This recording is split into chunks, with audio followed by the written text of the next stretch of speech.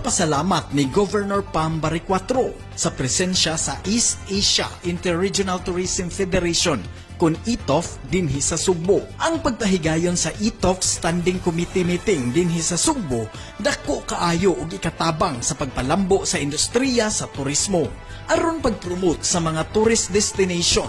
Gibida sa kagamhanan sa probinsya sa Sugbo ang kaanindot sa ecotourism, ang Buho River sa lungsod sa Aluginsan.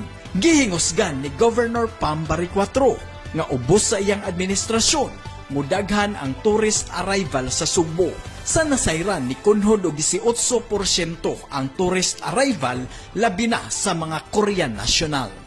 Ako si Munching Oxtero, manginlabot og magpakabana tungod kay ato ang Cebu.